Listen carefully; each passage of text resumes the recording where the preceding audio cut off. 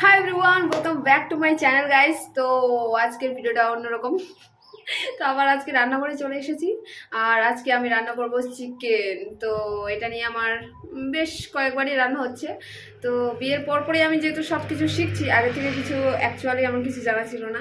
তো এখন আবার একা একা আজকে আমি চিকেন রান্না করব। তো কিভাবে আমি রান্নাটা করছি তো চলেন আপনাদেরকে দেখাই, চলেন ভিডিওটা স্টার্ট করা যাক। তো হচ্ছে প্রথমে এখানে আমি মাংসটা ধুয়ে রেখে দিয়েছি, এইটুকুনে রান্না হবে। তারপরে সব কিছু কেটে কুটে রেখে দিয়েছি, যেহেতু আমি ভিডিও করব গাইস, কি বলে আর কি, যাই হোক।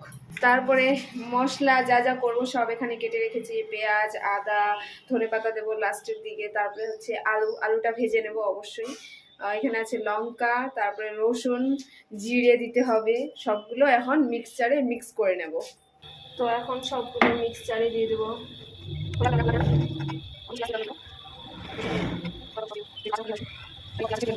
এখানে হচ্ছে জিরে দিয়ে দেবো। তো এখানে আমি জিরে দিয়ে দিলাম, একটু জল দিয়ে এটা ঢেকে তারপরে মিক্স করে নিয়ে আসি। তো আমি মিক্স করে নিয়ে চলে এসেছি। তো এখন হচ্ছে মাংসটা ম্যারিনেট করে নেব যাকে বলে। তো চলেন পরপর দেখতে থাকুন। তো প্রথমে মশলাটা দিয়ে দিই, অনেকটা মশলা, বাবা। দেবো লবণ, দিয়ে দেবো হলুদ, এখানে দিয়ে দেবো তেল। তো আমি এটা সাদা তেল দিলাম। তারপরে এখানে হচ্ছে দেব একটু সর্ষের তেল।